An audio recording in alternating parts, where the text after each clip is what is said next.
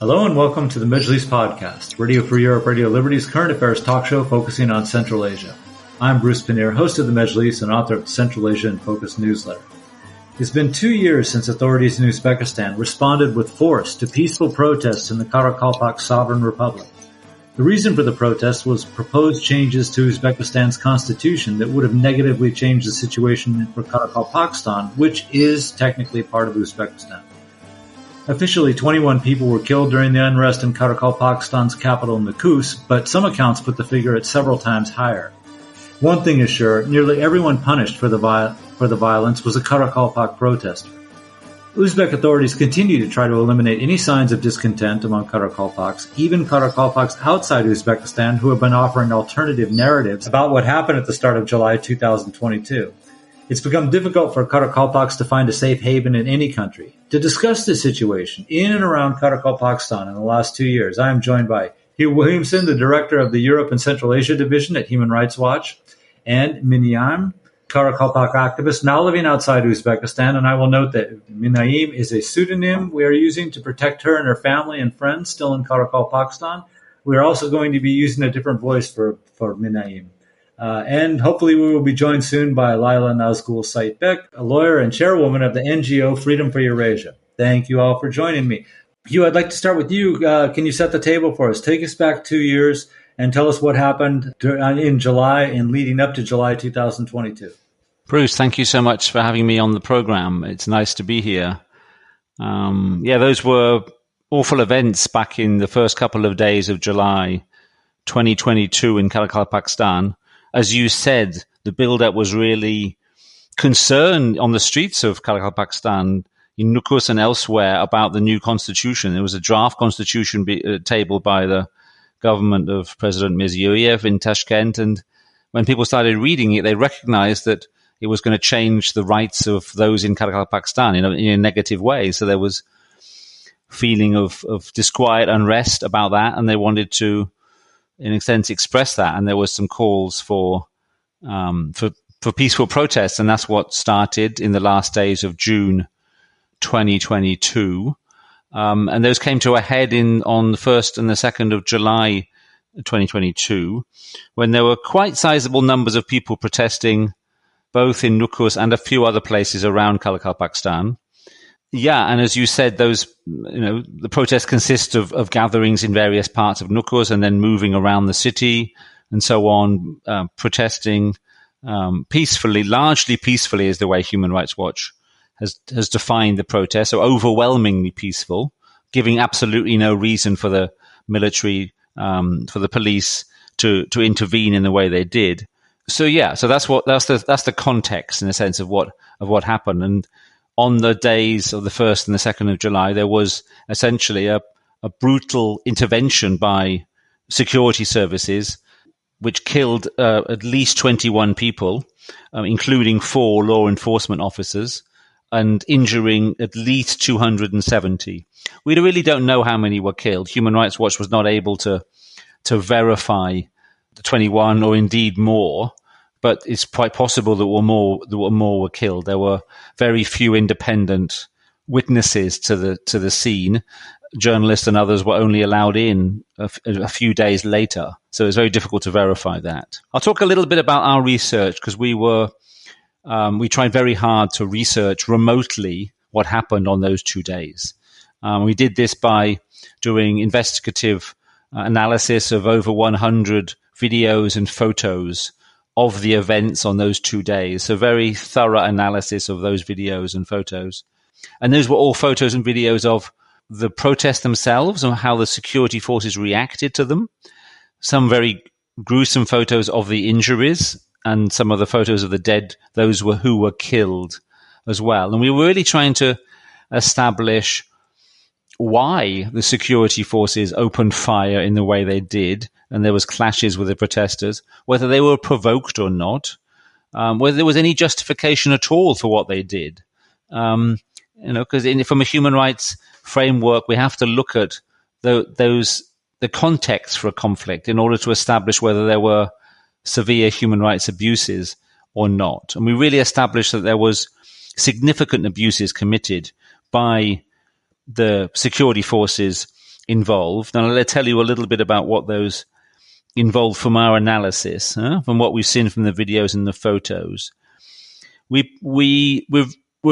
very sure in our findings that we published later in year 2022 that the police misused the equipment they had to try to put the protest down.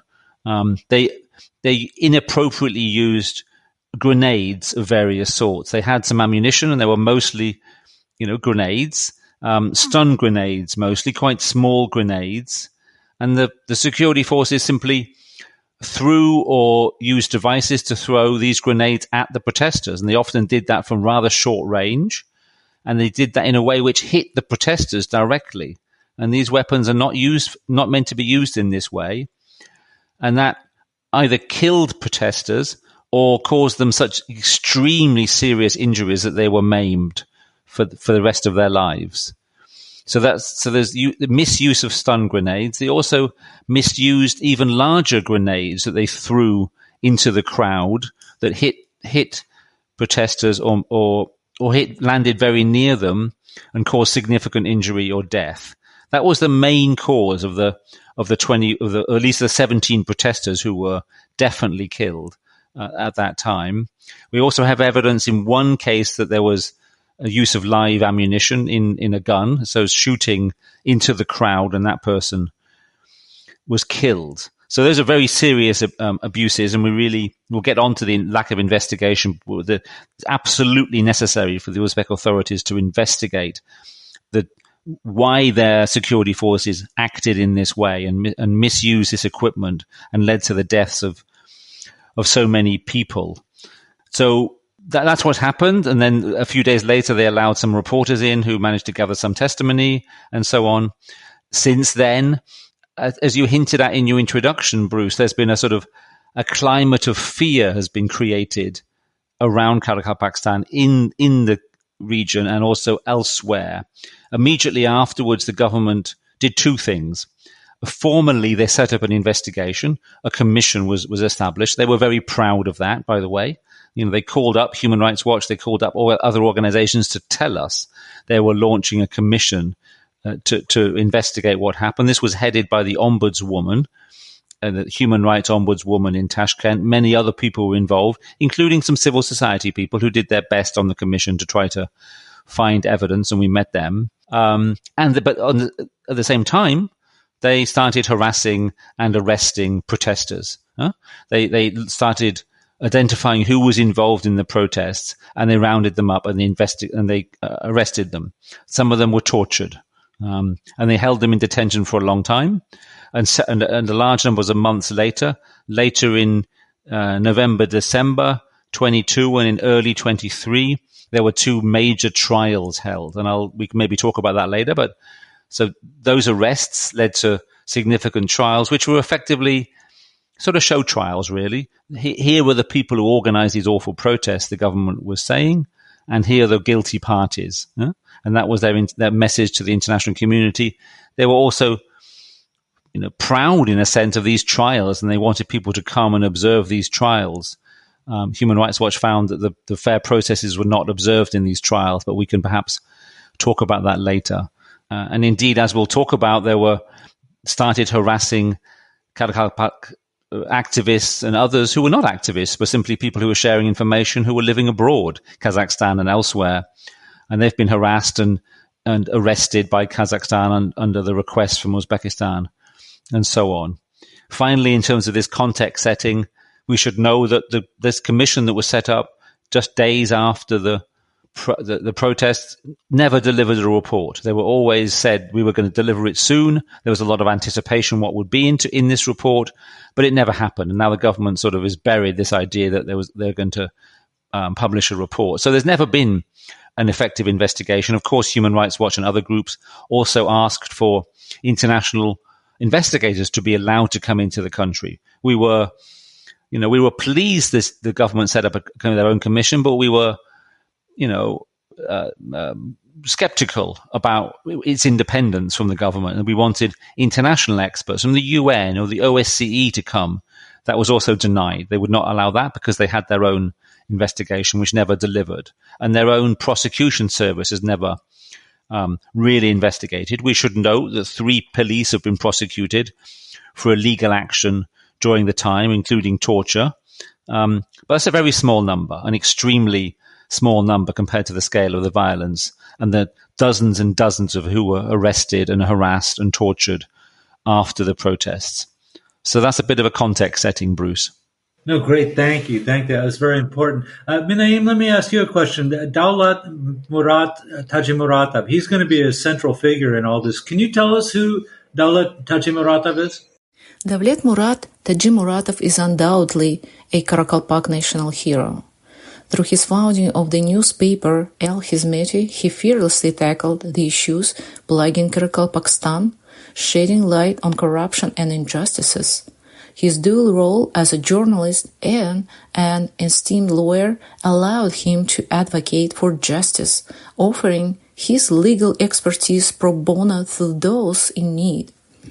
Beyond his journalistic and legal endeavors, Tajimuratov's impact resonates deeply through his extensive civil work. His spread-headed projects to provide remote regions with vital resources like water and infrastructure such as roads, significantly improving their quality of life. His dedication to serving the community earned him widespread admiration and love. Davlet Murat Tajimuratov embodies the courage, integrity, and selflessness that define a national hero, earning him rightful recognition and reverence among the people of Karakalpakstan. Let me follow up with that. On the day that the violence broke out, he actually went to the authorities, the administration building in Nukus, and asked permission to hold a peaceful demonstration. Is that true? Yes, you are absolutely right. Davlet Murat Tajimuratov requested permission to hold a peaceful protest from government officials. However, his request was met with hostility. Later that day, law enforcement officers stormed his home, violently assaulted him in front of his family, and detained him. Mm-hmm. Okay, thank you. Lila, hello, how are you? Why don't you take us through Hugh was just talking about the trial process a little bit, but tell us, there was 2 different trials. And who was on trial and what were the verdicts? Hello, thank you for inviting me to talk about this Karakalpak events. And there were 2 trials in Uzbekistan held against the people that were arrested during the protests and afterwards. And we have also published several analyses of these trials. There was, for example, a trial against 16 Karakalpak people, and they were charged with extremist crimes.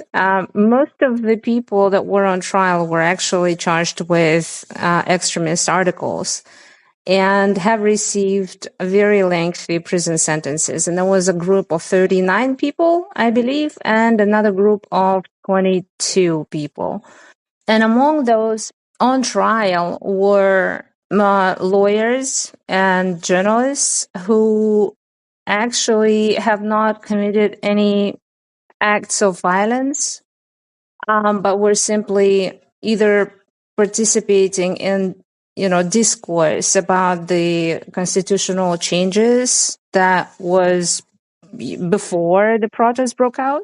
And many of them were colleagues and friends of Davlet Murat Tajimuratov. I also want to talk a little about this committee that was created that Hugh has mentioned. It's interesting that when we held a side event at the Odir in Warsaw last October, there was a delegation from Uzbekistan present at this side event, and unfortunately, they seemed to be not ready to speak about the events, and they have denied, obviously, any wrongdoing by the forces. And what they have also told us, and that they have created this committee to investigate the protest and investigate the claims that, many people were injured and killed and disappeared. But unfortunately, up to the present moment, we haven't seen any report by that committee. And from Freedom for Eurasia, we have sent several letters to the ombudswoman and asked her whether or not the committee has produced any sort of a report. And unfortunately, we have not received any response. Also, they have somehow argued that they are not publishing this report because the trials were still ongoing. But now the trials are now over and we still don't see a report from them. There were also very disturbing reports about the detained people being tortured, and some of the opinion makers in the Karakalpak community in Nukus, for example, the people that are respected by others and have sort of like a very authoritative standing in their communities, they have been taken to interrogation after the protest and they were returned dead to their families. And many of them carried signs of really horrible torture. And these cases have not been investigated properly by Uzbekistan. Obviously, we all had very limited access to Nukus. We tried to send a mission to interview some of the families of the victims. And we sent the missions twice to Uzbekistan. Unfortunately, one of the missions resulted in our experts being banned from Uzbekistan. And for several months, we tried to argue with that decision and find out the grounds for this ban, because they obviously did not violate any Uzbek laws to be banned. And the final answer that we have received from SNB was that they are not obliged to provide any explanation, basically. So that's basically the news from my side. Bruce, I can come in and add a tiny bit more about the trials. I think that's really important to make that point. Should I do so? Please, go ahead. Yeah, I mean, we've talked about the important role of Dalet Murad Tajimaratov, the journalist and community leader, in a sense, who convened some of the non-violent protests at the time in early July. He was on trial in Bukhara, in a trial which ended in late January 23. That's one of the trials that Leila was talking about, where in this case there were 22 defendants. He was sentenced to 16 years. We should really hang on to that. He convened, he called for peaceful protests, and he was given a 16-year prison sentence in that trial. In that trial also, 15 other people were sentenced to between 3 and 8.5 years in prison. Also, as far as we could establish, for just being part of peaceful protests. So, we should hold these sort of very lengthy prison sentences in mind as we think about the responsibility of the Uzbek government to investigate this. And just a couple of points about our concerns about the trials. It's very difficult to establish how they were done, really. We were not there. But a couple of points. I mean, we did look at what evidence there was available about Tajimaratov, and we could not establish anything that would comply with the extremism charges which Leila mentioned, that would justify such a long sentence. So from our analysis, it's very difficult to believe that he could convincingly be convicted on those charges. And secondly, of course, he made allegations that were made public that he was tortured between July and the end of the year. And we're obviously worried that those investigations were not, that torture was not investigated in the trial. Huh? Those allegations were not investigated. It's very important in such a trial to investigate, to look at the conditions under which the prisoners were being held. And in link to that, then, was the evidence tainted, by torture? Was he forced to make confessions or say things because he'd been tortured in the investigation, that then those transcripts were then used in court later? That's quite possible. That happens in Uzbekistan, and there's another question mark over the legitimacy of the trial. I would like to intervene and talk about the trial of 3 police officers involved in the violent suppression of peaceful protesters. The Uzbek government did not disclose their names, and the trial was not open to the public. I fear that those officers are ethnically Karakalpak, might be scapegoats, and may have actually opposed the violence. One of the arrested individuals, Palat Shamshetov, formerly employed by the Ministry of Internal Affairs, was detained because he opposed the use of heavy military force against peaceful protesters. His trial was conducted behind closed doors. I do not trust the Uzbek government to hold these 3 police officers accountable.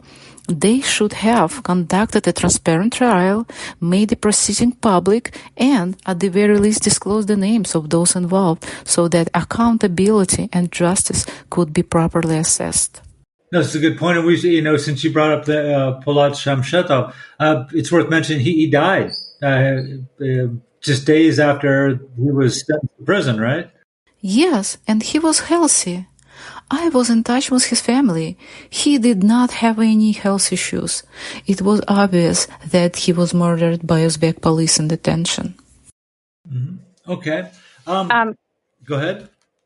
Sorry, yeah, just wanted to add some more detail on the trials.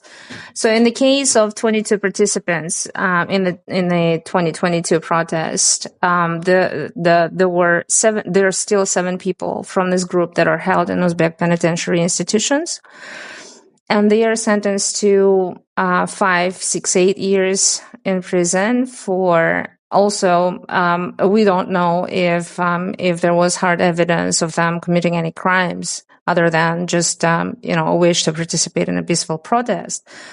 And in the case of 39 participants of the peaceful protest, in the trial that took place in Bukhara in 2023, 28 people were sentenced to various terms of imprisonment, and 11 of them were sentenced to non-custodial punishment. So at present, there are 23 of them that are still in prison, and they have also a wide-ranging, long prison sentences ranging from 7 to 11 years, and some received 10 years. So, and most of them are charged with extremist crimes. Okay, thank you. Before we leave this topic of the trials, because I think it's also important. I mean, we've mentioned that everyone that was sentenced so far was a Karakalpak and among the protesters, but in the immediate aftermath of the violence, and I should clarify that the constitutional amendments that were especially objectionable to the Karakalpak people were that they were going to lose their sovereignty. I mean, it is the Karakalpak Sovereign Republic. They were going to lose the sovereign part of that title. And also in both the Uzbek Constitution and Karakalpak Constitution, there's an article that says they have the right to call for a referendum to vote on secession from Uzbekistan. So in the immediate aftermath of the violence, President Mirziyoyev blamed people that were on the commission doing the amendments. He said, and blamed officials in Karakalpakstan, saying, why didn't you tell me it was going to be objectionable and it would provoke this kind of response if we were going to put these amendments into the Constitution? Has anyone, since Mirziyoyev clearly blamed the officials, has any official ever been charged with anything or even faced serious some kind of consequences for that, as far as you know? Hugh? I don't know actually whether they've faced consequences for that. So, but I mean, we have to note also the context that the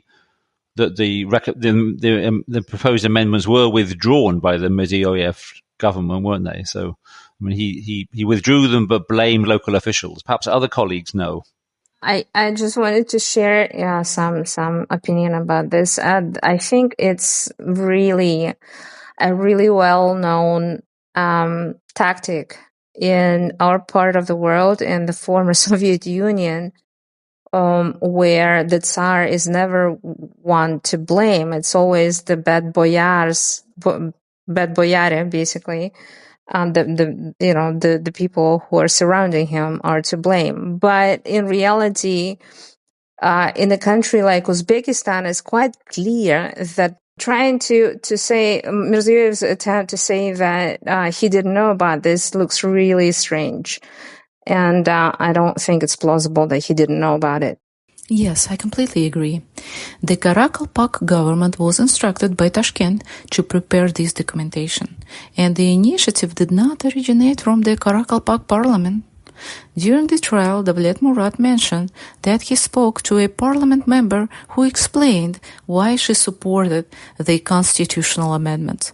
She revealed that during the parliament session, there were 2 buttons only, agree and disagree.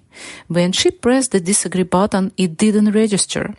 There was effectively only one option. In essence, the process was orchestrated from Tashkent, and the Karakalpak local government merely took the blame. Okay, thank you. These are important points to make clear for everybody. A reminder, we're talking about the dire situation of Karakalpaks, both inside and outside Karakalpakstan, and my guests are Layla Nazgul Saidbek, a lawyer and chairwoman of the NGO Freedom for Eurasia, Hugh Williamson, the director of the Europe and Central Asia Division with Human Rights Watch, and Minaim, a Karakalpak activist now living outside Uzbekistan. And I will note Minaim is a pseudonym we're using to protect her and her family and friends still in Karakalpakstan. We're also using a different voice for Minaim. Okay, let's try to bring it up a little bit closer to the future, but we have to deal a little bit with 2023 and what happened. Now, already by the end of 2022, there's Karakalpak activists in Kazakhstan, neighboring Kazakhstan, who are being detained. Lila, I'll start with you. Can you bring us through what happened? There was 5 different Karakalpak activists that were detained in Kazakhstan. What happened to them? Yeah, so the 5 activists that were posting some comments and posts on social media, and they were not really that widely known before their detention, but there was, one of them was a cardiologist, the other one was a member of diaspora and worked as a cook in a cafe. So these are very normal people, really. And they were detained at the request of Uzbekistan by Kazakhstan. There was an extradition request. And Kazakhstan did not deny the extradition, as far as I remember, but they also did not extradite them. They denied their asylum applications, though. So Kazakhstan did not grant them asylum. But Kazakhstan did not extradite them to Uzbekistan, which is, I think, is a very smart move on the part of Kazakhstan to demonstrate to the international community that it's still, somewhat fulfilling its international obligations. So it is unclear what their future is going to look like, because, of course, remaining in Kazakhstan for them is not safe. They will always be attacked and threatened there because they're so easy to get to in Kazakhstan. And many of them have actually reported being approached by Uzbek officials. And there was even one of them, unfortunately, nearby. He was so scared by what was happening to him, and he was one of the leaders of Karakalpak diaspora in Kazakhstan. He was so worried about his situation that he actually had a heart attack and unfortunately died. And that actually happened after his Kazakh citizenship was revoked somehow because the Uzbek consulate has sent a paper to the Kazakh authorities. And they've been under tremendous pressure, and one of them now remains in custody. Actually, not one. I think there are 3 of them now, because 2 more were arrested. So there is one of the famous ones is Akalbek Muratbay. He is one of the vocal voices of Karakalpak people outside of Karakalpakstan. He remains behind bars right now. I think maybe Hugh can add some more details about their situation. Okay, Hugh, can you tell us about there are 3 Karakalpaks who are in detention, currently in detention. They are different than the 5 Karakalpaks who were detained and let go. But what can you tell us about the 3 that were detained? Yeah, I can tell you more information about Akulbek Muratov, who goes by Muradbai. He was detained in mid-February this year and is still in detention. It's unclear what's going to happen to him. He was a little different to the other the other 5 in that he had a quite a relatively prominent profile internationally and in the English speaking media in explaining and communicating about what was happening in Karakalpakstan back there, where he comes from, of communicating in an effective way. And we fear or suspect that could be one of the reasons why he was detained. It's possible he'll be detained for a year, like the other 5 were detained, and then released. It's a bit unclear, but obviously we're very concerned for him that he is being detained, and we're calling for his release.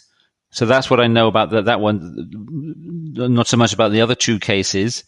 I can draw attention to a new small report we've published on the 2nd of July. On the 1st of July, regarding exactly on the 2-year anniversary, where we draw attention to some other relevant cases of people who've been rounded up or imprisoned back in Uzbekistan in connection with the Karakalpakstan protests. And also, we should remember that Uzbekistan's Supreme Court has also ruled against the Algar Karakalpakstan political party, the opposition group in Karakalpakstan, and defined it as extremist. That was in February this year, and banned its activities in Uzbekistan. And its leader is a Karakalpakstan activist, and he's based in Norway.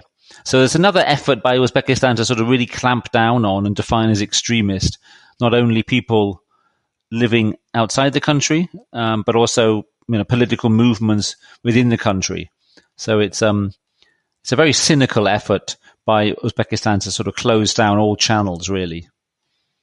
Yeah, if I may add about the Kazakh and the Karakalpak activists arrested in Kazakhstan. So the two activists that were arrested there just recently, and that happened in April 2024. One activist's name is Otambetov Rinat. He is 43 years old, and he was arrested in Almaty. He was charged also with Article 159, and that is encroachment on the constitutional system of the Republic of Uzbekistan. And he publicly advocated against the constitutional amendments, just like the others. And the second one, his name is Rasul Jumaniyazov, and he was arrested in Astana in March, 30th of March, also an activist from Karakalpakstan. Also arrested at the request of Uzbek authorities for his activity on social media platforms. The other 5 that we know a little more about are Tleubike Yuldasheva, and she's known as an activist since at least 2019, and she also suffered terrible torture at the hands of Uzbek law enforcement. She was raped, and she made a public statement about this incident. And so she continues her activism despite her traumatic experiences. The other one, she's sentenced in absentia to 8.5 years in prison. The second activist in Kazakhstan is Mirmanbetova Ziuar, and she is the cook I mentioned previously. She's sentenced in absentia to 8 years in prison, also for similar articles, pretty much encroachment on constitutional order, mass riots, production, storage, distribution of materials that are a public threat somehow.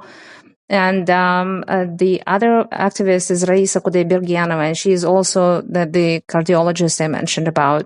She was accused basically that she has participated in a protest in a state of alcoholic inebriation while she actually was at the time of the protest. She was at home in Kazakhstan, and she was actually at work the entire day. And she was charged with similar articles on encroachment on constitutional order. She is sentenced in absentia to 3 years. The next activist is Koshkarbay Muratov. He is now seeking asylum in one of the European countries, and he was sentenced to 5 years in absentia. And the Muratov actually spent some years in prison already in the past for his activism. The next one is Jaksenbekov Jangildi, also sentenced to his sentence is actually one of the largest ones, and it's 10 years and 1 month for public calls to mass riots, encroachment on constitutional order. And the last but not the least is Taklbek Muratov, that Hugh has described as the primary point of contact for Karakalpak diaspora overseas by the English-speaking community. He was the main voice for Karakalpaks, I think, in the English-speaking world. Thank you. Minaim, what can you tell us about Akobek? You certainly get word about his situation right now. He's been, as you said, been detained since February. How is he? What do you hear about him?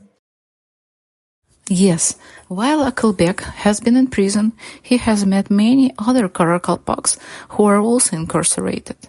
His imprisonment has been incredibly difficult for him and his family. His parents are deeply concerned about his unjust imprisonment. Additionally, he experienced the loss of his beloved uncle, a passionate Karakalpak patriot, during his time in prison, which has been emotionally challenging for him. His son, at a critical age needing paternal support, guidance, and encouragement, faces hardship due to his father's absence. Akobek is detained despite exercising his constitutional rights without committing any crime. How does one explain to a young child that the Uzbek government operates with corruption and disregard for the law? This situation has been particularly tough on his wife, who longs for his return sooner than the 12 months he has been sentenced to in Kazakhstan. Mm-hmm. Do you have any word on any of the other activists we've been talking about? Yes, I have been in touch with the activists mentioned here. But I also wanted to highlight that there are hundreds of others in Karakalpakstan who have been detained and subjected to torture. Specifically, I wanted to draw attention to 2 bloggers who endured physical torture in Uzbek prisons, Mustafa Tursunbayev and Salamat Atamuratov. They were sentenced to 5 years in prison. Medical doctors confirmed that Mustafa's ribs were broken due to torture, but the court disregarded these reports. Both bloggers are well known, with over 100,000 subscribers, each on their channels. Their cases are emblematic of the brutal treatment faced by many in Karakalpakstan. Mm-hmm. Thank you. Leila, I was wondering if you could tell us, there's been a couple of bloggers detained in Uzbekistan lately that are Karakalpaks. Could you, Freedom for Eurasia has reported on them. Could you tell us a little bit about them, please? In recent months, we have seen several people, not just bloggers also, you can call them, I guess, but just people who are trying. Also, along with the bloggers, there were a number of people that were trying to use social media and YouTube and Telegram channels, and it seems like there is a wave of repressions that are strengthening by the Uzbek authorities against people who are speaking up. And these bloggers that were detained, they were speaking about issues that are really may not really seem as a threat to authorities normally, because they were speaking about issues of presence of Karakalpak language in their cities and towns. And one blogger was making videos about basically labels and signs around the town that they're not seeing anything in Karakalpak language around the town. And so these are, very, very simple things that might not normally raise concerns with authorities. But I think the Uzbek authorities are now so actively trying to repress Karakalpaks and basically suppress them and erase them from any public spaces, that they are arresting them for seemingly very innocent publications and very, very innocent materials that they might produce. And the themes such as the topics such as, Karakalpak identity or Karakalpak culture or Karakalpak language are all being now persecuted. I think Minaim wanted to say something. Did you want to say something, Minaim?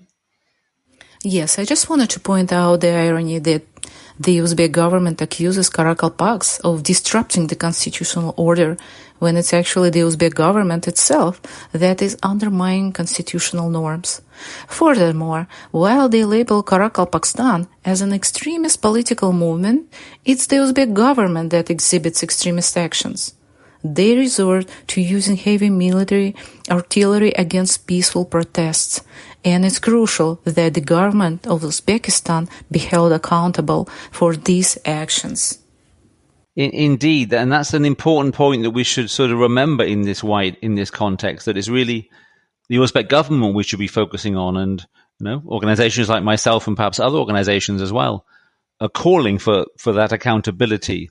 And the points about bloggers that Leila was mentioning, it's not just bloggers from Karakalpakstan who've been arrested recently. We've seen a wave of bloggers being arrested. We reckon there's now about at least a dozen bloggers behind bars in prison, some of them on dubious extortion charges. And this is it seems to be a sort of backlash away from the openness that President Mirziyoyev talked about a couple of years ago that he wanted in the media and elsewhere. I mean, in general, it's our view that what's happened in Karakalpakstan is also sort of symbolic of a worsening of the human rights situation in the last couple of years compared to what happened, in 2016 and 17, at least on paper and in the rhetoric, when President Mirziyoyev took power, after the terrible, dictator Islam Karimov, and he really talked about an opening and some reforms. Quite a large number of political prisoners were released. There was an end to systematic forced labor in the cotton fields.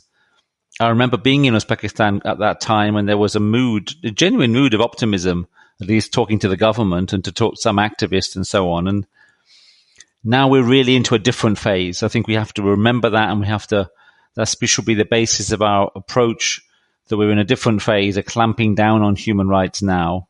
It was never, the reforms were very small, and now there's a clamping down again and a backwards sliding in a sense. Many proposed laws have not been implemented, or legal changes to the criminal code have not been implemented. So we're really into a negative phase, and that's why also let's remember that Uzbekistan wants to be part of the international community. It wants to have more recognition, more international standing in Europe, with the United States, in the United Nations. It's making significant efforts to do so.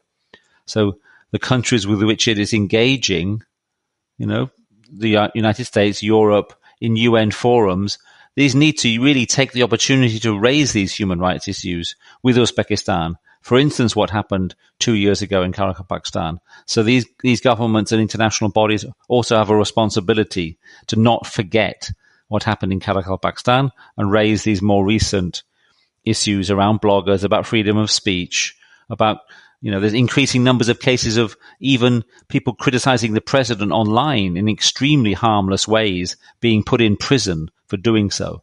These are really awful developments in Uzbekistan, and they need to be drawn to the government's attention by their international partners. I totally agree with that point. And also often think of how much effort Uzbekistan and money, actually, Uzbekistan is spending on its PR campaigns around the world to portray itself as this, reforming country on its way to democracy. And I think it would have really been much better and much easier for them to just simply fulfill their obligations. It's not really difficult to do. What can I say? Just stop torturing people, stop arresting people on bogus charges. Don't violate people's right to free expression and free assembly. Very simple things. When you think about it, instead of spending millions on PR campaigns and consultants to create this pink smoke, which people still see through.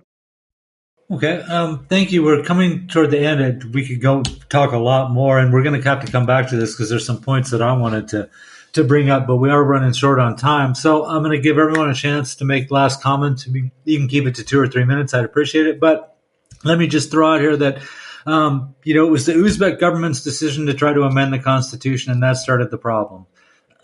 It was the Uzbek police in their excessive use of force and irresponsible use of force that ended up bringing all the casualties that happened out there. And yet, I think I've been watching Uzbekistan for years. You could make the argument that the plight, the situation for Karakalpaks is worse now than it ever has been since Uzbekistan became independent, even though the fault for everything that happened 2 years ago lies with the authorities. Would you agree with that statement, or am I getting it wrong? And I'll start with you, Hugh. Absolutely, I would agree with that statement. I've been to Nukus a couple of times. It's on the one hand, the people are obviously courageous, strong people. The human rights activists I've engaged with there are, as I said, courageous people. But this was before the crackdown and the killings.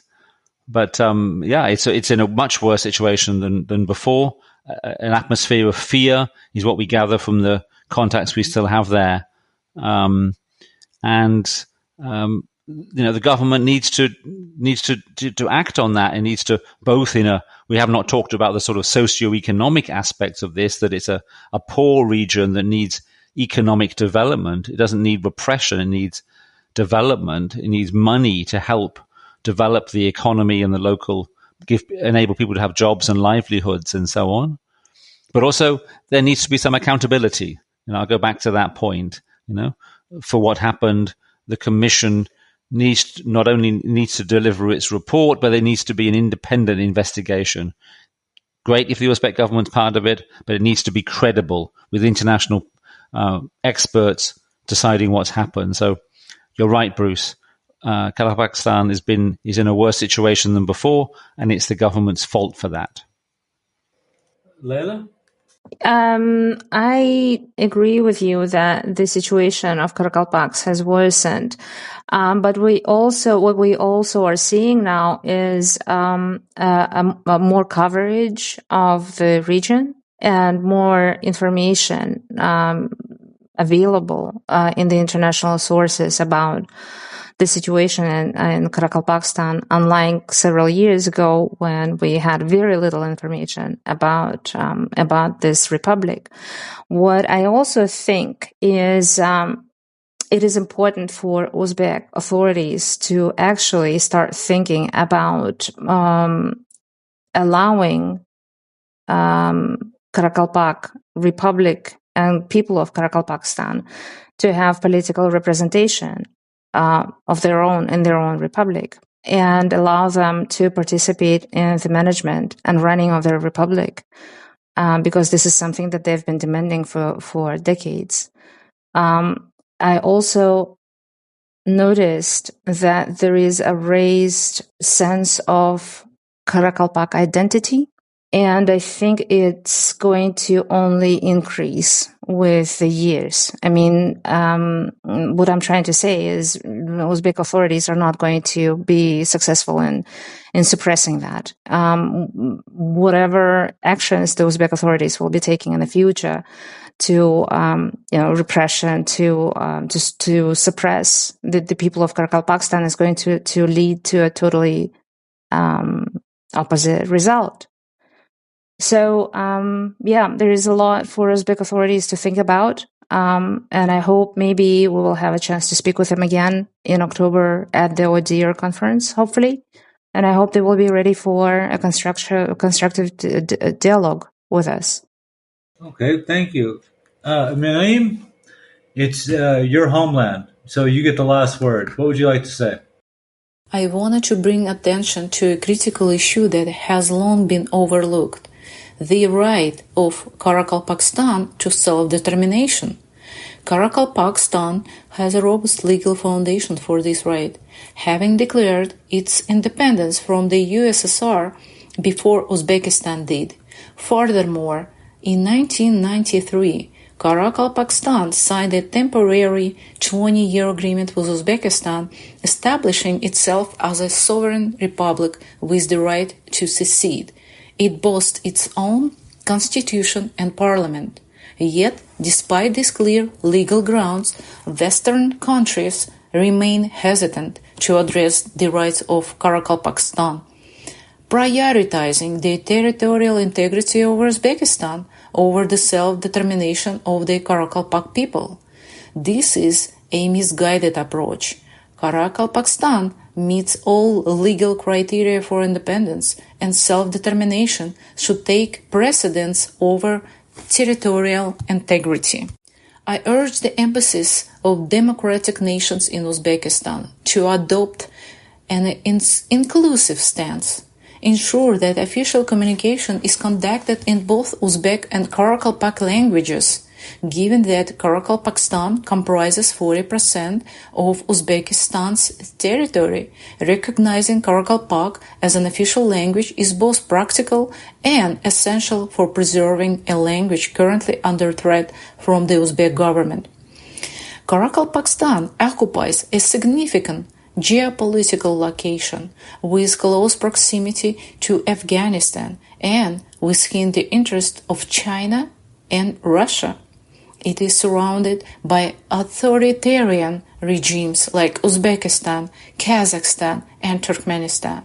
The USSR's largest chemical weapon testing center was located in Karakalpakstan, making it an epicenter of ecological disaster. However, it is also a place of immense potential. Rich in natural resources, Karakalpakstan could become a hub for innovations and alternative energy solutions, given its extreme summer temperatures and strong winds. Western policy towards Central Asia has been weak, with a reluctance to hold Uzbekistan accountable for grave human rights violations due to fears of pushing it closer to Russia. In the past, the US had consistently promoted economic and cultural exchanges with oppressed minorities, leading to numerous success stories where those territories became democratic and economically developed after US intervention. However, current US policies are disappointing. While there is much talk about race equity and inclusion, the reality is starkly different. USAID administrator recently traveled to Uzbekistan but did not visit Karakalpakstan, the poorest region of Uzbekistan, plagued by economic, environmental, and health issues, with an average life expectancy of just 55 years and high infant mortality rates. USAID could have made tangible efforts to alleviate some of these issues, yet they did not. Last month, the Undersecretary for Civilian Security, Democracy and Human Rights visited Uzbekistan but failed to raise human rights issues with the Uzbek government. This inaction is a significant departure from the U.S. historical commitment to supporting oppressed minorities. Western Europe, with its history of colonialism and the Holocaust, has an opportunity to write a better history in this century by aiding the oppressed Karakalpak people whose culture and language are being systematically destroyed by the Uzbek government. On the second anniversary of the bloody massacre in Karakalpakstan, we remember those who lost their lives and thank everyone who participated in the peaceful protests to preserve Karakalpakstan's sovereignty. Without their courage, nothing would be left of Karakalpakstan. As it written, we are hard-pressed on every side, but not crushed, perplexed, but not in despair, persecuted, but not abandoned, struck down, but not destroyed. We do not lose heart. Karakalpak people need advocacy, as many have been silenced by the Uzbek government. I believe that light can overcome darkness, and I encourage everyone to stand up for the Karakalpak people. Many thanks to Bruce Pannier, Freedom of Eurasia, and Human Rights Watch for covering the issues in Karakalpakstan. Thank you. Thank you so much. That was a powerful ending, Minaim, just to say that. Thank you so much for saying that. Thank you. Thank you to Minaim, Lila, and Hugh. And a big thank you, as always, to Nathan Shoemaker, our Medjlis podcast in Washington, D.C. And a reminder, you can subscribe to the Medjlis podcast or the Central Asian Focus newsletter by visiting Radio Free Europe, Radio Liberty's website at rferl.org. Thanks, and we'll be back again soon. Bye-bye.